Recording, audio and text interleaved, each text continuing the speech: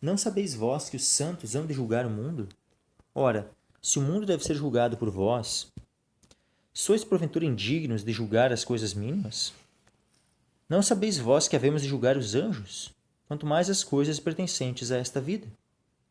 Então, se tiverdes negócios em juízo, pertencentes a esta vida, pondes para julgá-los os que são de menos estima na igreja? Para vos envergonhar, eu digo. Não há, pois, entre vós sábios? Nem mesmo um que possa julgar entre seus irmãos? Mas o irmão vai a juízo com o irmão, e isto perante infiéis. Na verdade, é já realmente uma falta entre vós, terdes demandas uns contra os outros. Por que não sofreis antes a injustiça? Por que não sofreis antes o dano?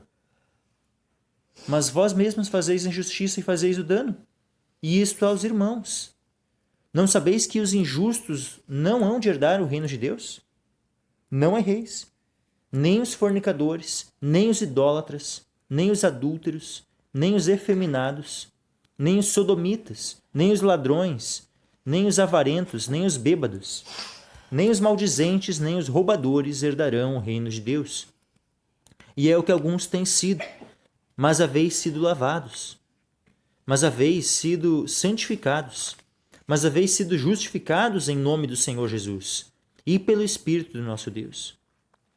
Todas as coisas me são lícitas, mas nem todas as coisas convêm. Todas as coisas me são lícitas, mas eu não me deixarei dominar por nenhuma. Os alimentos são para o estômago, e o estômago para os alimentos. Deus, porém, aniquilará tanto uns como os outros. Mas o corpo não é para a fornicação, senão para o Senhor, e o Senhor para o corpo. Ora, Deus, que também ressuscitou o Senhor, nos ressuscitará a nós pelo seu poder. Não sabeis vós que os vossos corpos são membros de Cristo? Tomarei, pois, os membros de Cristo e os farei membros de uma meretriz? Não, por certo. Ou não sabeis que o que se junta com a meretriz faz-se um corpo com ela? Porque diz, serão dois, uma só carne. Mas o que se junta com o Senhor é um mesmo Espírito. Fugi da fornicação. Todo pecado que o homem comete é fora do corpo, mas o que fornica peca contra o seu próprio corpo. Ou não sabeis que o vosso corpo é o templo do Espírito Santo, que habita em vós, proveniente de Deus, e que não sois de vós mesmos? Porque fostes comprados por bom preço. Glorificai, pois, a Deus no vosso corpo e no vosso espírito, os quais pertencem a Deus. Amém.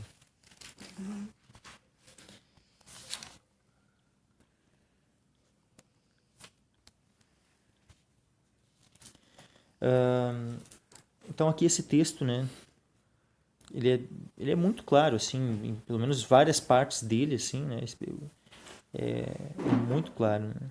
Aqui começa no início, no capítulo 6, aqui versículo 1, né, sobre essas questões de haver questões na justiça, né, uns contra os outros, né, os irmãos. Né, ou se algum de vós tendo algum negócio contra outro, né, então entraram num desacordo ali, né, seja daqui a pouco seja num negócio, né, no sentido de um ter comprado algo de outro, pode ser, né, na situação de um estar trabalhando para o outro, ou qualquer uma dessas questões, né, que envolve algum contrato, alguma coisa, e um descumpriu, né, um passou a perna, né, como se diz assim, no outro. E, né, então aquele que se sente injustiçado, né, vai lá, né, o que estavam fazendo? Botando, né, um processo, né, no irmão, né, no fórum, vamos dizer assim. Hoje seria, né, ir lá no fórum lá e botar um processo, né, um irmão em Cristo. E aí o que né, Paulo está argumentando ali? Ousa, né?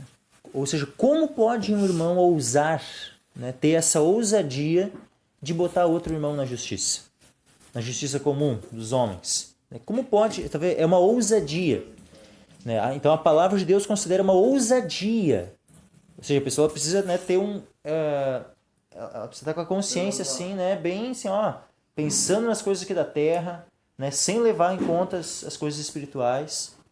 né? E aí, então, quando está com essa mentalidade, né, focada nas coisas terrenas, então ela vai estar apta para ousar pôr um irmão na justiça, que a defraudou. Ele não está dizendo que ela não tinha, vamos dizer assim, razão, né?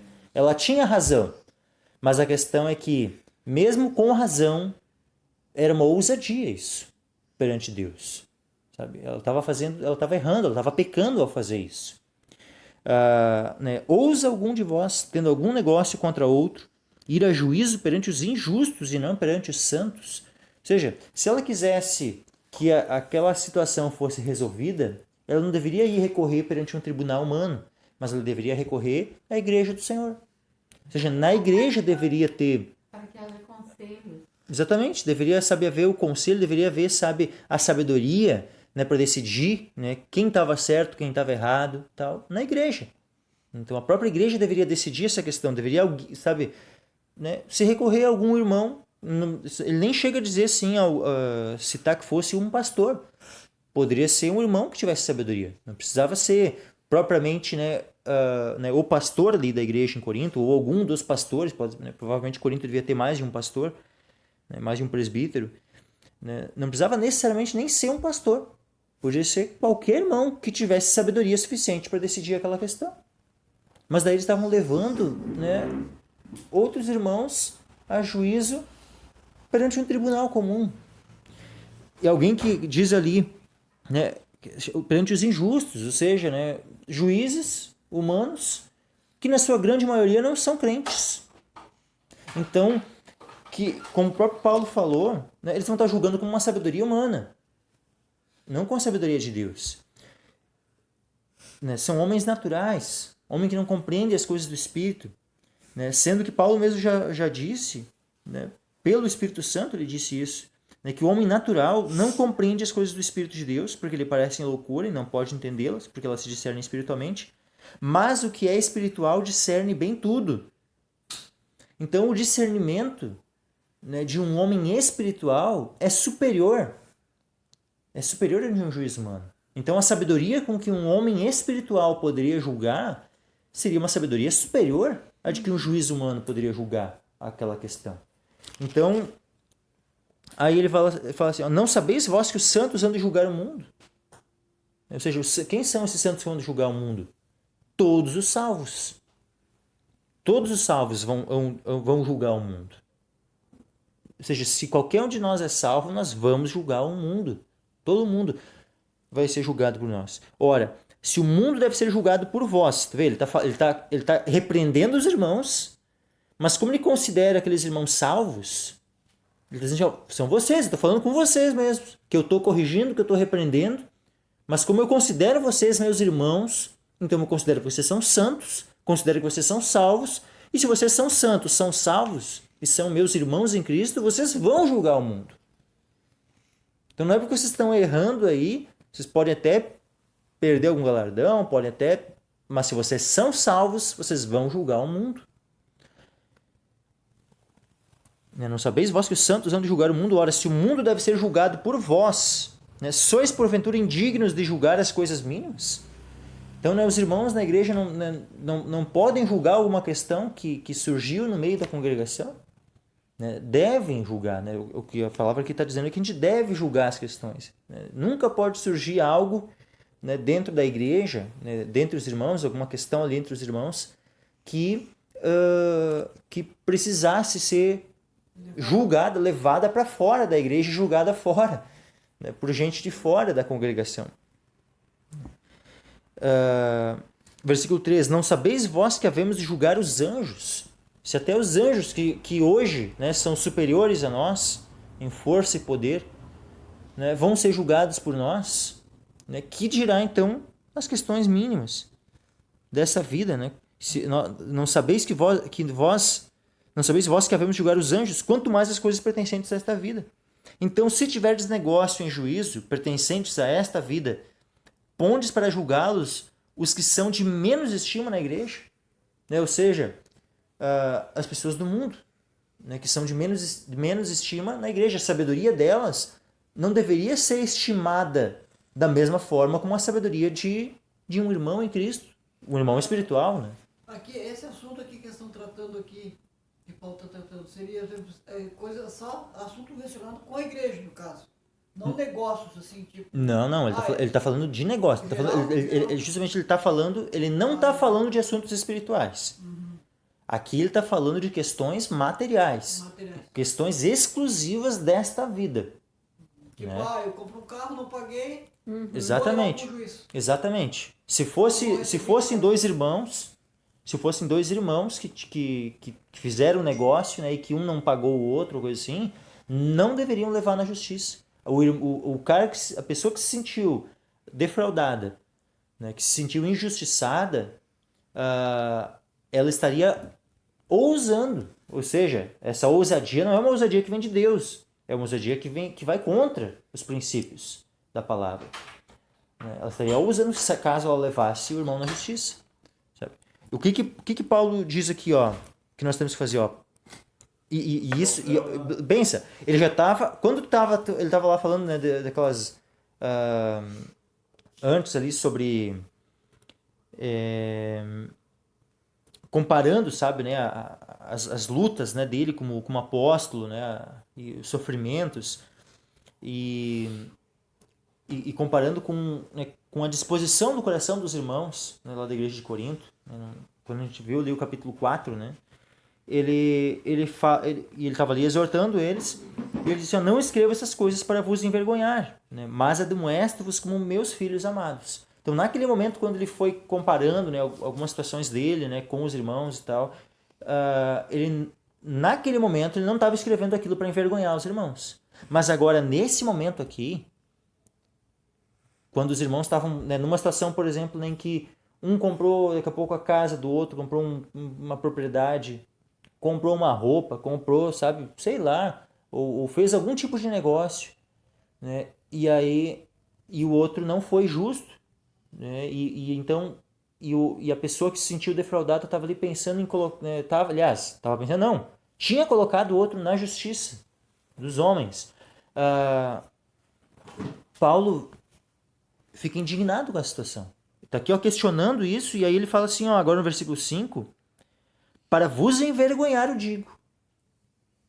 Aqui ele está falando aqui é sim para causar vergonha. Lá antes, não era a intenção do coração de Paulo, quando ele está lá falando no capítulo 4, aqueles exemplos que ele vai dando, aquela argumentação que ele vai usando, né, para corrigir os irmãos, naquele momento ele não estava com a intenção de envergonhar os irmãos.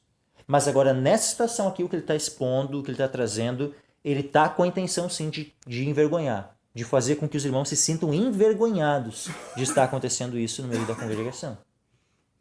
Então, assim, alguém que resolva tomar essa atitude de botar um irmão na justiça, ela deve se sentir envergonhada. Para vos envergonhar, eu digo. Não há, pois, entre vós sábios, nem mesmo um que possa julgar entre seus irmãos. Mas o irmão vai a juízo com o irmão, e isso perante infiéis. Ou seja, pessoas do mundo. Não importa se é um juiz que é pago para fazer o serviço dele. É uma pessoa do mundo, é um incrédulo, é um infiel. Como é que pode dois irmãos em Cristo levarem uma causa para um infiel decidir? E não para um irmão em Cristo que seja espiritual e tenha sabedoria para tanto. Aí ele diz assim, ó, na verdade, versículo 7, na verdade, é já realmente uma falta entre vós terdes demandas uns contra os outros. Ou seja, já é um problema, já é uma falta, sabe? Já é uma situação que não deveria existir. O ter uma demanda, o ter uma situação que precisasse, sabe? Né? De resolver, sabe? De ter alguém defraudado o outro, sabe? Não deveria nunca chegar a esse ponto. Né, o relacionamento dos irmãos. Um irmão deveria pensar no outro. Exatamente, deveria ter um amor assim e uma justiça. Agir sempre com amor e justiça uns com os outros e não ter esse tipo de situação. Jamais cancerizar o outro. Nunca alguém precisar, sabe, pensar em levar alguém na justiça.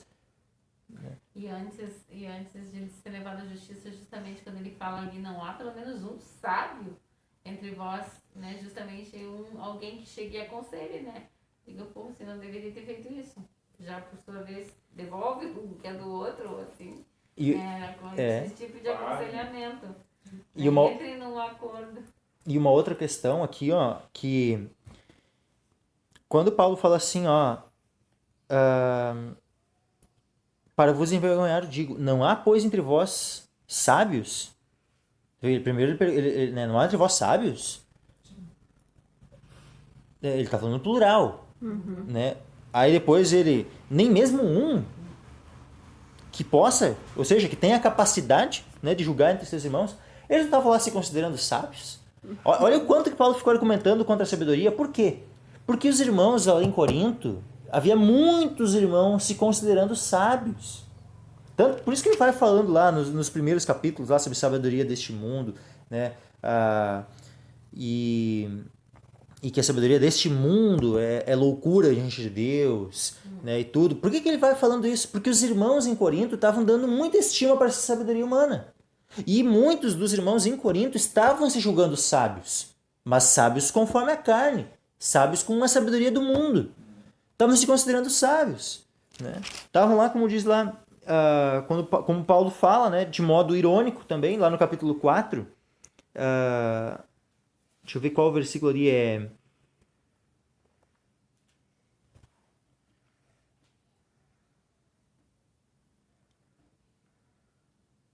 Aqui, ó, versículo 10. Né? Nós somos loucos por amor de Cristo e vós sábios em Cristo. Nós fracos e vós fortes. Vós ilustres e nós vis.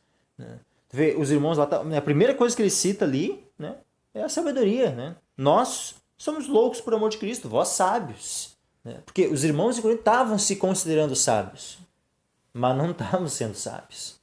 Né? Então depois ele questiona aqui, né? Pá, não tem sábios no meio de vocês? Tá, e não tem pelo menos um então que pudesse, né? Desses muitos sábios que tem aí no meio de vocês, não tem pelo menos um que pudesse julgar a situação entre os irmãos? Para ter a necessidade de levar fora da igreja. Estavam se considerando tão sábios, mas não tinha um sábio que pudesse julgar a situação.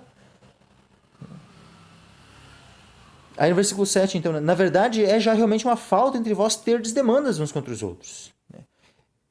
Aqui agora, primeiro ele coloca o peso da questão sobre a pessoa que se sentiu injustiçada. Então, fui defraudado, né, num negócio. O irmão me deu o calote. E aí? Qual é a questão? Por que não sofreis antes a injustiça? Recebi um calote, vamos dizer assim. Então, sofro dano, exatamente. Que eu sofro a injustiça, então. Não vou levar o meu irmão a juízo. Não vou levar essa questão lá para um juiz lá cobrar dele. Sofro o dano. Sofro a injustiça. Né? Por que não sofreis antes a injustiça? Por que não sofreis o dano? Antes do dano. Mas daí ele diz, mas vós mesmos fazeis a injustiça e fazeis o dano. E isto aos irmãos. Ou seja, isso é uma coisa que, lógico, aquele que sofreu deveria tomar essa atitude, né? Como cristão, como imitador de Cristo. Mas agora, pior do que aquele que não estava querendo sofrer o dano, né, e estava querendo levar a justiça, pior é o cara que faz a injustiça. Agora ele vai sentar o rei no cara que faz a injustiça. Porque aqui ele estava repreendendo, né, quem se sentiu injustiçado e está levando a questão, né, perante um juiz incrédulo. Esse estava sendo repreendido até esse ponto aqui.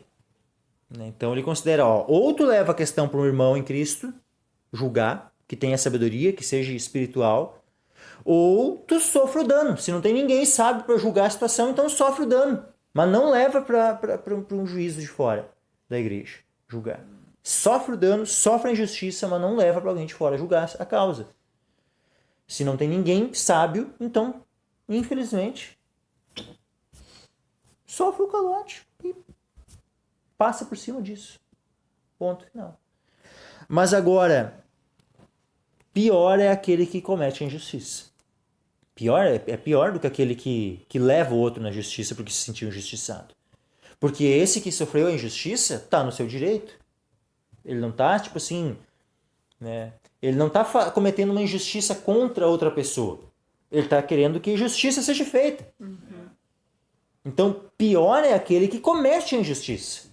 E aí, mas vós mesmos fazeis a injustiça e fazeis o dano. E isto aos irmãos. Aí é um agravante. Porque tu fazer uma injustiça contra o injusto, né? Ou seja, a pessoa, né, contra quem tu comete um pecado, a injustiça, ela faz com que o pecado ou a injustiça seja maior ou menor. Né? Por exemplo, a injúria, né, uma calúnia contra o presidente. Vamos só analisar o Código Penal brasileiro aqui. Né? A injúria ou calúnia contra o presidente, ela é punida da mesma forma como a injúria ou calúnia contra um cidadão comum? Não é punida da mesma forma. Né? Ela é punida com uma pena maior. Por quê? Porque a pessoa do presidente, né, ela ocupa um cargo de respeito. Isso, ela está numa posição, ela está numa situação, né, em que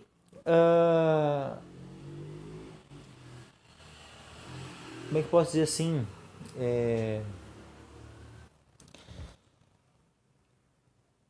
Tem uma palavra na ponta da língua assim para usar assim, né? Mas a situação é semelhante, né, entre o infiel e o fiel. Sabe? Né? Um pecado contra um infiel, né, e agora o pecado contra aquele que serve, né, o Senhor, né, o pecado contra um cristão, ele é um pecado que vai sim ter um peso maior. Por isso que ele fala assim, né, mas vós mesmos fazeis injustiça e fazeis o dano, e isto aos irmãos. Né? Quando ele menciona, né, isto aos irmãos, é como que é um agravante, é algo que torna o pecado ainda pior. Já era, né, não que ele está ali, não que Paulo esteja permitindo, né, dando alguma margem para que se pudesse cometer alguma injustiça contra alguém que não fosse irmão. De modo algum se poderia cometer injustiça nenhuma. Por quê? No versículo 9 ele diz, não sabeis que os injustos não hão de herdar o reino de Deus? Ele está dizendo assim que só os injustos que cometem uma injustiça contra os irmãos que não vão herdar o reino de Deus. Né? Qualquer tipo de injustiça, né? Seja contra irmão, seja contra alguém que não for irmão. Né? Quem comete injustiça, quem é injusto, não vai herdar o reino de Deus. Não sabeis que os injustos não hão de herdar o reino de Deus? Não erreis, nem os fornicadores, nem os idólatras, nem os adúlteros, nem os efeminados, nem os sodomitas, nem os ladrões, nem os avarentos, nem os bêbados, nem os maldizentes, nem os roubadores herdarão o reino de Deus. Então, todas essas pessoas que cometem essas coisas, que praticam essas coisas, não vão herdar o reino de Deus. Não importa se congrega na igreja tal, na outra igreja, não importa.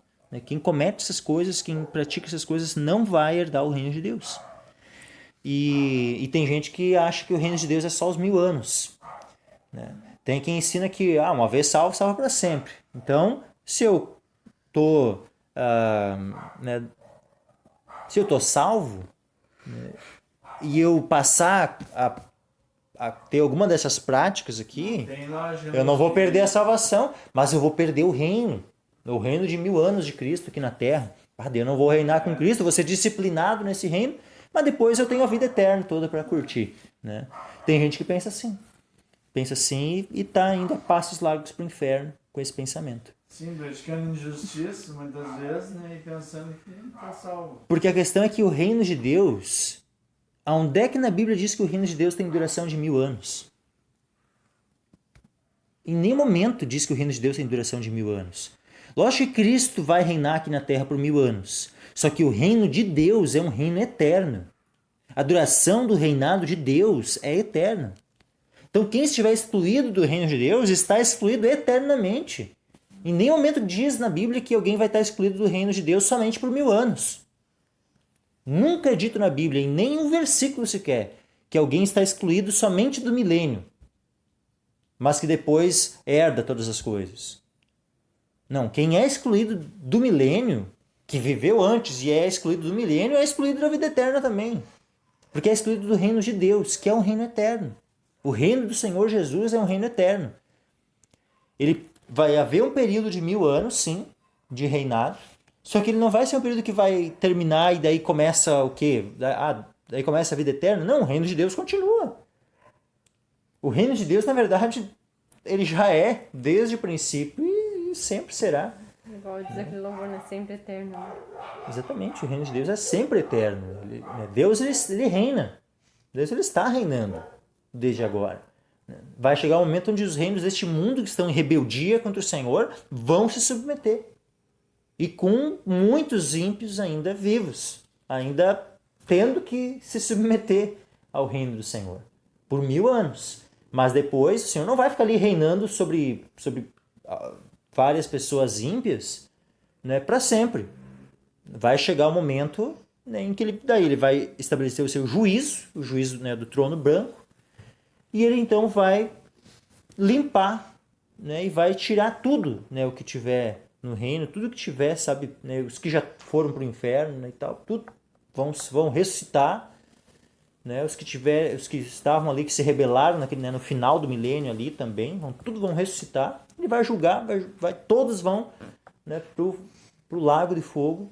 E daí, então, a partir dali, então, né, quando terminar o milênio, daí passa um novo estágio desse reino, onde Deus reina somente sobre os justos, né, somente sobre os salvos. Essa que é a diferença entre o milênio, né, e o estado depois. É que o reino de Deus no milênio, ele ainda é, né, um reino onde há ainda pecadores.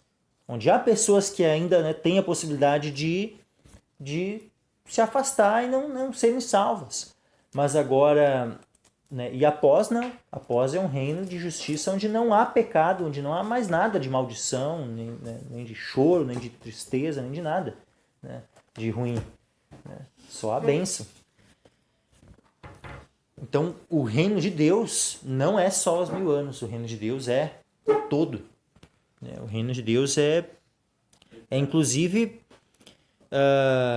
né, é tanto o milênio como o que vem após. Né? E vida eterna é algo que nós já temos desde agora.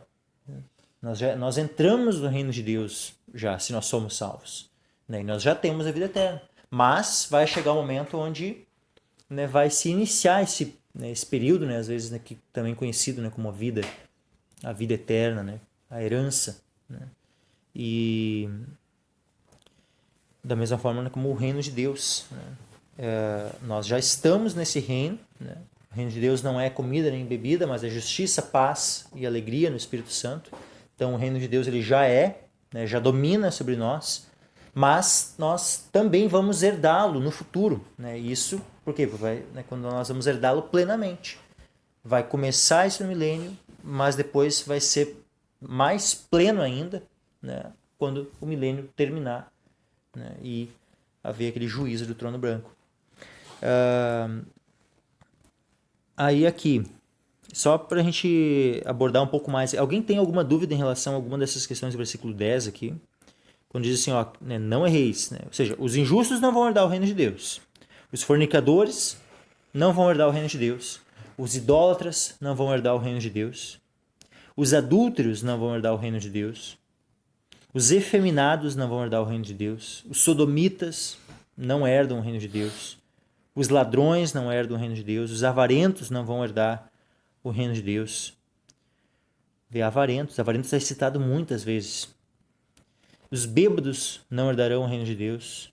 E os maldizentes, né, não vão herdar o reino de Deus. Nem né? salvador. Vê, maldizente, né? Maldizer envolve duas coisas. Envolve falar mal e envolve amaldiçoar. Envolve essas duas questões. Tu amaldiçoar e tu falar mal. Vê? Os maldizentes não vão herdar o reino de Deus. Os roubadores não vão herdar o reino de Deus. E lá em Gálatas, a gente vê uma situação, a gente vai puxar uma outra palavra lá em Efésios também. Gálatas capítulo 5 e versículo 19 fala sobre as obras da carne. Gálatas 5, versículo 19.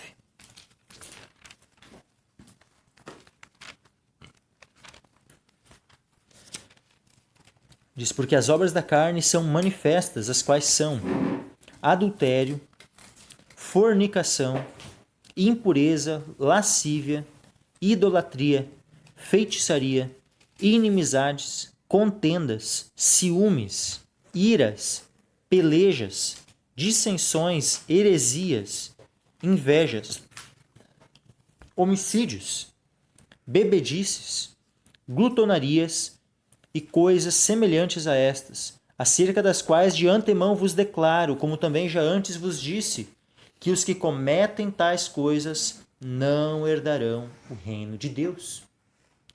Olha aqui a lista, né? Tem coisas que tem aqui em 1 Coríntios 6 que não tem aqui em Gálatas. E tem coisas que tem aqui em Gálatas que não tem lá em 1 Coríntios 6. As duas letras se complementam. E algumas coisas são repetidas. Não vão herdar o reino de Deus quem comete tais coisas. Agora vamos lá para um outro texto, lá em Efésios. Aqui é mais curtinho, aqui em Efésios. Efésios capítulo 3. Aliás, capítulo 5. Capítulo 5, versículo 3 ao 5. Versículo 3 ao 6. 3 ao 6. Aí vamos ver, né? Tu vê que tudo está falando a mesma coisa. Capítulo qual? Tá, Efésios 5, versículo 3 ao 6. Vamos ver se essas pessoas aqui só não vão entrar no reino, mas vão depois, né? Mas tem vida eterna. Tem vida eterna. Né? Só não vão entrar no reino lá dos 1000 anos. Será que é isso? Né? Vamos ver aqui, ó. Mas, versículo 3. 5:3. Mas a fornicação e toda a impureza, ou avareza, nem ainda se nomeie entre vós, como convém a santos. Nem torpezas, nem tolices, nem zombarias que não convenham às antes ações de graças. Porque bem sabeis isto. Olha só, os irmãos tinham bastante conhecimento sobre esse ponto aqui. Né? Vocês bem sabeis. Né? Não é que vocês têm pouco saber sobre isso.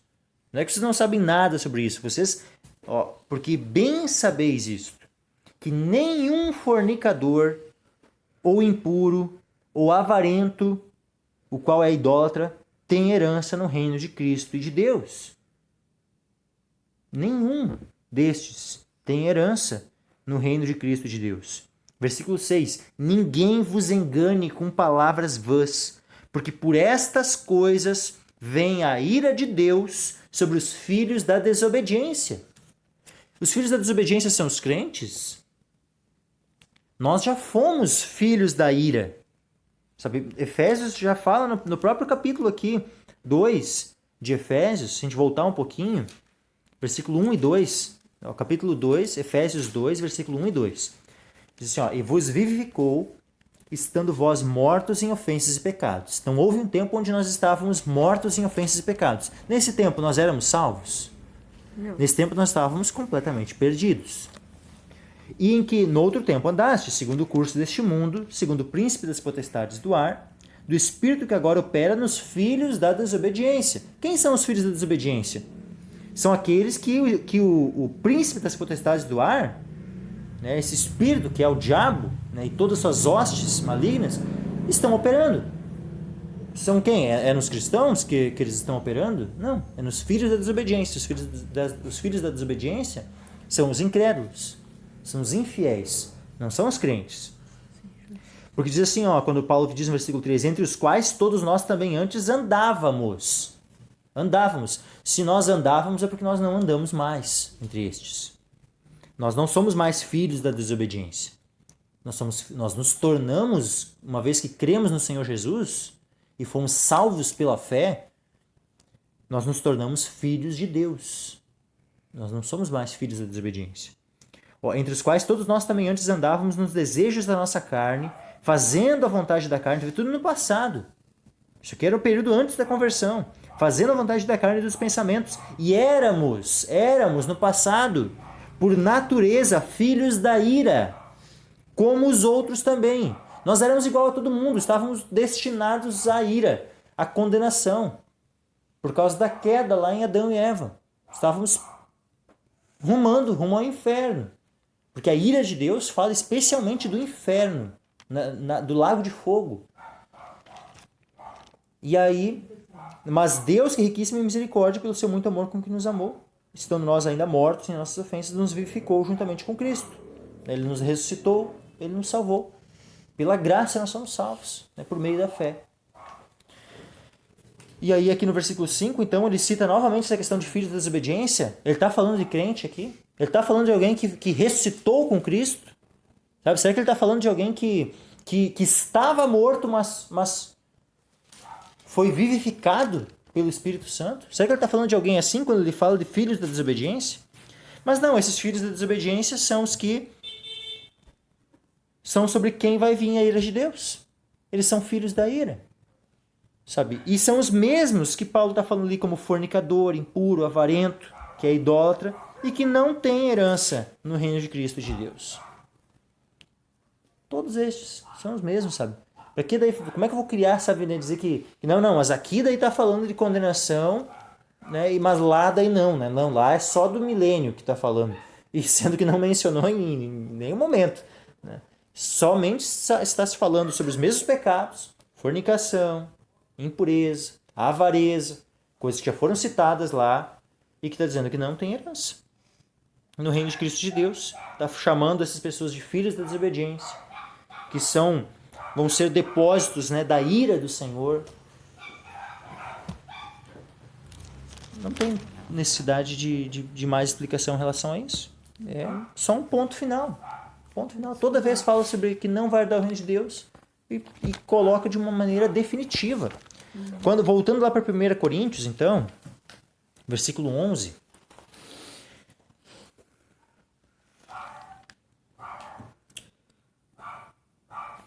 Ele diz assim, e é o que alguns têm sido, mas haveis sido lavados. Ou seja, no passado vários dentre os irmãos aí foram tudo isso aqui. Já teve gente aí no meio de vocês que já foi, né, muitos já foram idólatras, já foram fornicadores, já foram adúlteros, já foram efeminados, já teve alguns que foram sodomitas, teve alguns que eram ladrões, tinha gente no meio de vocês que era avarento, que era bêbado, que era maldizente, que era roubador, e que não iam herdar o reino de Deus, porque eram filhos da desobediência. Eram filhos que, por natureza, eram filhos da ira. Mas agora, é o que alguns têm sido, mas haveis sido lavados. Vocês foram lavados, vocês ressuscitaram com Cristo. Vocês, pela fé, né, pela graça, por meio da fé, foram salvos. Vocês foram lavados, então, no momento que foram salvos. Vocês foram justificados. Mas haveis sido santificados, mas haveis sido justificados em nome do Senhor Jesus e pelo Espírito nosso Deus. E isso não aconteceu sem que houvesse arrependimento. Fé e arrependimento, as duas coisas, né, estão juntas nisso. Então, tudo isso aqui é passado, não é presente. E se isso aqui ainda estava acontecendo no tempo presente, na vida de alguém ali em Corinto, essa pessoa não ia dar o reino de Deus. Essa pessoa não tinha se arrependido dos seus pecados. Tanto que tem um aqui que recém a gente viu, né, no capítulo 5, que estava cometendo fornicação. E fornicação tal que nem entre os gentios se nomeava. E o que aconteceu com esse? Pôde continuar sendo considerado cristão? Paulo considerou esse homem cristão? Chamou ele de iníquo. Entregou para Satanás, para a destruição da carne. Então, né, será que Paulo estava considerando que esse cara ali estava pronto para herdar o reino de Deus? Ou ele estava sendo um dos... Né, o primeiro pecado que ele cita depois, né, dos injustos não hão de herdar o reino de Deus, nem os fornicadores, porque ele recém tinha falado da fornicação. Ou seja, o fornicador não vai herdar o reino de Deus. Todas as coisas... Agora, no versículo 11, então, né, mas haveis sido justificados em nome do Senhor Jesus e pelo Espírito nosso Deus. Todas as coisas me são lícitas, mas nem todas as coisas convêm. Todas as coisas me são lícitas, mas eu não me deixarei dominar por nenhuma. Aqui tem muita gente que usa, né, desse versículo aqui para tentar justificar, né, algum pecado. Né? Pecado, justamente. E, né, então quer fazer alguma coisa e diz, não, todas as coisas me são lícitas. Né? E aí... E tem gente daí que usa para tentar, vamos dizer assim, dar uma amenizada, assim, para ver se a pessoa que está querendo insistir, né, em alguma conduta ali que, né, errada, né, para tentar dizer assim, né, não é que tu não possa fazer isso, assim, né, tá até é lícito fazer isso e tal, né, mas será que é conveniente? Será que é conveniente? Né, nem todas as coisas convêm, né? Tá, pode, de repente é lícito, né, mas tu não pode se deixar dominar por isso, né? Ou seja, tem que ser comedido e tal. Será que essa é a intenção? Sabe, ao se escrever isso? Né? Todas as coisas me são lícitas, né? Mas nem todas as coisas... Será que Paulo estava fazendo uma afirmação aqui? Né? Ele está afirmando que todas as coisas são lícitas, né? Mas que algumas coisas não convêm? A questão é que isso aqui era um ditado entre os coríntios. Todas as coisas me são lícitas. Isso que era uma interpretação que os coríntios estavam dando ao ensino do Evangelho, de que os nossos pecados foram todos perdoados em Cristo. Então muita gente estava interpretando errado a graça. Por que Paulo fica tanto insistindo assim, lá em Romanos, né? Que não é porque a gente está debaixo da graça que a gente vai viver, né, debaixo do pecado. E isso não só, né, Paulo precisa argumentar lá, né, na carta aos Romanos, como isso também era algo que estava na mentalidade de muitos irmãos em Corinto.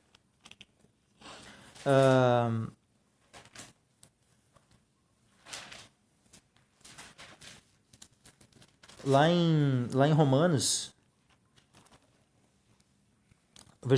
capítulo 6, versículo 1, Paulo fala assim, Romanos 6, versículo 1. Que diremos, pois? Permaneceremos no pecado para que a graça abunde? Né? Porque onde abundou o pecado, superabundou a graça. Então, né, permaneceremos, pois, no pecado para que a graça abunde? Né? De modo nenhum. Né? Nós que estamos mortos para o pecado, como viveremos ainda nele? Né? Então, sabe, essa questão de que nós, né, de que em Cristo, né, todos os nossos pecados foram perdoados, pode levar alguém então já que, né, os meus pecados são todos perdoados em Cristo, então eu posso pecar à vontade, né, porque eu estou debaixo da graça. Estou debaixo da graça, então eu posso pecar, né, porque, né, Cristo me perdoa de todos os meus pecados. Então eu posso pecar que eu estou livre, né, eu não vou ser condenado por nenhum pecado, então eu posso pecar. Né? Tudo me é lícito agora, então em Cristo, então tudo me é lícito, porque eu estou debaixo da graça. Sabe, tem gente que vai interpretar dessa forma. Então, né, permaneceremos no pecado para que a graça abunde. Né? Depois lá em Romanos 6 e versículo 14, né? Porque o pecado não terá domínio sobre vós, pois não estáis debaixo da lei, mas debaixo da graça. Né? Pois que pecaremos porque não estamos debaixo da lei, mas debaixo da graça? De modo nenhum. Então, não sabeis vós que a quem vos apresentardes por servos para lhe obedecer, sois servos daquele a quem obedeceis? Ou do pecado para a morte, ou da obediência para a justiça. Então, aquele que continua sendo servo do pecado, não ache que essa pessoa está debaixo da graça. Aquele que continua sendo servo do pecado não está debaixo da graça. Ele continua debaixo do pecado. Ele continua em seus pecados. Se ele morre em seus pecados. Não está debaixo da graça. Aquele que está debaixo da graça, ele compreendeu o Evangelho. E aquele que continua, que acha que o Evangelho é uma permissão para pecar, que acha que dele pode pecar com a consciência tranquila, ele não entendeu o Evangelho. E se ele não entendeu o Evangelho, e ele acha que o Evangelho é isso, é uma permissão para pecar, na mente ele está recebendo no coração dele, a mente dele está pregando para ele um falso evangelho. E ele está crendo num falso evangelho, é outro evangelho. E esse evangelho é anátema, é amaldiçoado e está levando essa pessoa para o inferno. Então alguém que acha que eu estou debaixo da graça, então eu posso pecar e que eu não vou ser condenado, essa pessoa está crendo num falso evangelho. O evangelho de uma graça deturpada, que não é a graça de Deus. Está querendo numa coisa que é chamada, muita gente fala assim, né, de uma graça barata, né? Mas assim, é uma graça vã, uma graça, sabe, que não é a graça apresentada pelas Escrituras. A graça apresentada pelas Escrituras não nos permite pecar. Não, de modo algum é uma permissão para pecar. Olha o que Paulo fala no início de Romanos também, no capítulo 3.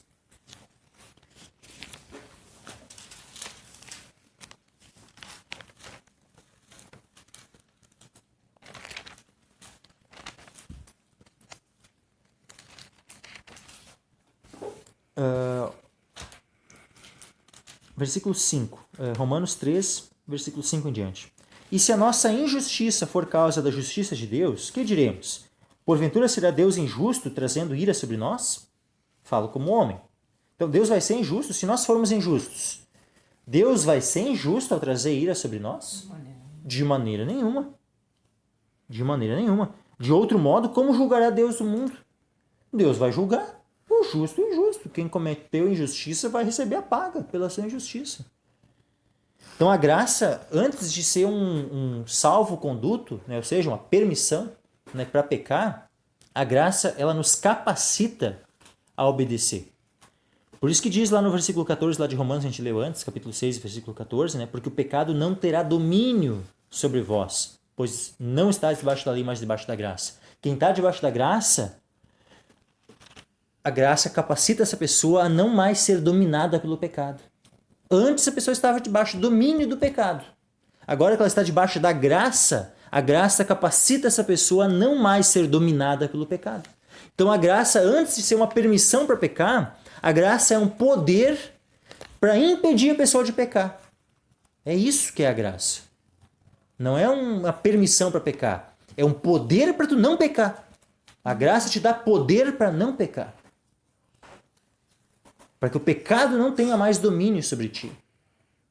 Porque o pecado antes tinha domínio sobre ti. E agora que tu está debaixo da graça, o pecado não mais tem domínio sobre ti. E aí, Paulo continua falando aqui, ó, mas se pela minha mentira abundou mais a verdade de Deus para a glória sua, por que sou eu ainda julgado também como pecador? E por que não dizemos como somos blasfemados? E como alguns dizem que dizemos? Ou seja, Paulo não afirmava isso. Mas algumas pessoas estavam interpretando errado o evangelho e estavam dizendo como se ele falasse isso. Né, ó, façamos males para que venham bens. A condenação desses é justa. Ou seja, aqueles que interpretam que a pessoa pode continuar pecando. Não façamos males. Né? Ou seja, né, a gente está debaixo da graça. Né? Vamos pecar para que a graça seja mais abundante ainda. Não. Né? Porque né, onde abundou o pecado, superabundou a graça. Então vamos continuar cometendo pecado, porque né, aí a graça vai ser mais abundante ainda. Né? Então façamos males para que venham bens. O que Paulo diz aqui? O que ele conclui? Que a condenação desses é justa. Vão ser condenados. Mas como é que uma pessoa pode pensar dessa maneira? Tem gente que pensa, tem gente que se... Tem explicação para isso. Exato, é crer num falso evangelho. Um outro evangelho, né? Um outro evangelho que é um evangelho falso. E aí entra essa mesma questão aqui. Né? Essa questão aqui, ó, todas as coisas me são lícitas. De fato, tudo é lícito. Me diga, irmãos, isso é uma verdade? Não. Todas as coisas são lícitas? Não. Sabe, fornicação é algo lícito? Não. Idolatria é algo lícito? Não. Né? Tudo que ele foi citando aqui, sabe, adultério, o ser efeminado, o sodomita, o roubar, o ladrão ali, né, o avarento, sabe, são coisas lícitas? Não são coisas lícitas. Então como pode isso ser, sabe, verdade, né? Tudo me é lícito. Então eu posso fornicar, eu posso matar, eu posso roubar, né? Eu posso, né, adorar um ídolo, posso fazer o que for, né? Porque tudo me é lícito. Não é isso que... Né? Paulo não está fazendo uma afirmação aqui. Para fazer uma Né? citação. Todas as coisas me são lícitas. Ele está citando a fala. Assim como lá em Romanos, tu vê, lá em Romanos ele não estava citando fala de outros. Uhum.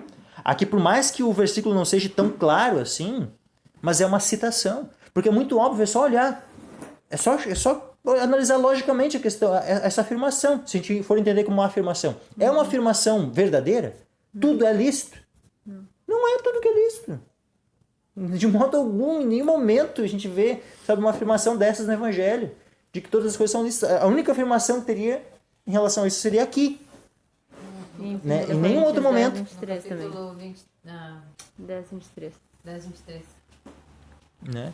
Então assim, sim. E daí lá só fala de uma maneira um pouquinho diferente. Ó, todas as coisas me são lícitas, mas nem todas as coisas convêm. Todas as coisas me são lícitas, mas nem todas as coisas edificam. Né? Então assim, por que ele cita isso? né, justamente ele está citando que os irmãos estavam, que falavam para tentar justificar os seus pecados. Por que será? Muito provavelmente, alguns irmãos estavam se convencendo de que alguns pecados eles podiam relevar com essa frase aqui. Não, todas as coisas não são lícitas. Por que será que Paulo disse que eles estavam ensoberbecidos e não tinham se entristecido com aquele fornicador lá? E não tinham expulsado ele da igreja ainda? Porque eles estavam com essa frasezinha aqui, não, todas as coisas são lícitas. Então como é que a gente vai, né? Não, vamos... Né? Ele cometeu isso, mas né? Todas as coisas são lícitas. E aí o que Paulo diz, né? Todas as coisas são lícitas. Não, nem todas as coisas convêm. Nem todas as coisas convêm. Todas as coisas são lícitas. Eu não me deixarei dominar por nenhuma. Ou seja, o pecado não vai me dominar. A gente já leu lá em Romanos, né? O pecado não terá domínio sobre vós. Eu não me deixarei dominar por nenhuma. O pecado não vai ter domínio sobre mim. Aí se vocês estão dizendo aí que é lícito, pecado não vai ter domínio sobre mim. Eu não me deixarei dominar por nenhuma dessas coisas. Aí aqui, ó, os alimentos são para o estômago para os alimentos. Deus, porém, aniquilará tanto um como os outros. Aqui, mais uma vez, pode ser uma citação de algo que os coríntios estavam falando. Só que daí vamos aplicar essa questão aos alimentos. Digamos, né, que isso aqui fosse um exemplo, tá? Onde de alguma coisa, né, lícita, vamos dizer assim. O comer, né, o alimento, mandar o alimento para o estômago, então o comer em si, de fato, é lícito. Mas agora, o comer demais é lícito? Não é lícito. E não convém. E eu não posso me deixar dominar pelo alimento, que por mais que fosse lícito, né, não seria conveniente eu ser dominado pelo meu estômago. Né? Mas agora, olha que ele contrapõe essa questão aqui, né, os alimentos são para o estômago para os alimentos, Deus, porém, aniquilará tanto um como os outros. Ele diz, mas o corpo não é para a fornicação. O estômago pode até ser para o alimento. De fato, a função natural do estômago é receber alimento dentro dele. Mas agora, o corpo não foi feito para a fornicação. O objetivo com que Deus fez o corpo não é a fornicação. O corpo não é para a fornicação, senão para o Senhor, e o Senhor para o corpo. Então, o Senhor ele fez o corpo como um templo para si. O corpo é para o Senhor. Ora, Deus que também ressuscitou o Senhor, nos ressuscitará a nós pelo seu poder. Não sabeis vós que os vossos corpos são membros de Cristo? Tomarei, pois, os membros de Cristo e os farei membros de uma meretriz? Não, por certo. Ou não sabeis que o que se ajunta com a meretriz faz-se um corpo com ela? Porque diz, serão dois, uma só carne. Mas o que se ajunta com o Senhor é um mesmo Espírito. Então, aquele que estivesse cometendo fornicação e se ajuntando com uma fornicadora, né, aqui meretriz, né, pode ser traduzido dessa forma, né, como ou uma prostituta, mas também como uma fornicadora. Porque é o mesmo... fornicação vem de porneia. É a mesma coisa que vai dar... que é a mesma origem de onde vem, por exemplo, a palavra pornô. Vem de porneia, né, que é fornicação. E aqui meretriz também vem da mesma origem dessa palavra, né, de porneia. Só daí, no caso, né, só a modificação para definir, né, como né, a pessoa, né, que comete a fornicação. E então aquele que se ajunta, né, com uma fornicadora, né, com uma fornicária, né, está se tornando uma só carne ali. Então, e daí pensa um crente que é membro do corpo de Cristo, vai estar se unindo a uma fornicadora, né? Vai estar fazendo os membros de Cristo, ele que é membro de Cristo, membro do corpo de Cristo, vai estar unindo o membro do corpo de Cristo a uma meretriz, a uma fornicadora. Pensa o cúmulo disso, sabe? O cúmulo de um pensamento desse. Como é que alguém podia, sabe, ousar, né, então, cometer fornicação? Sabe, isso tem que ser levado em conta, né, em alguém que vai querer, né, sabe, ter algum tipo de relação sexual que não seja dentro do casamento. Porque todo tipo de relação sexual fora do casamento é fornicação. Todo tipo. Seja antes, seja depois do casamento. Fornicação envolve tanto os atos sexuais antes do casamento como durante o casamento. Tudo que for fora do casamento, né, é fornicação.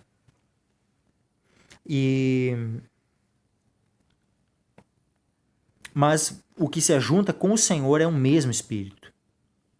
Então aqui faz um contraste, né, entre essa união pecaminosa, né, através da fornicação, união física, e o contraste, né, com aquilo que nós devemos almejar e preservar, né, que é a nossa união com o Senhor, essa união espiritual, né, que aquele que se junta com o Senhor é o mesmo Espírito.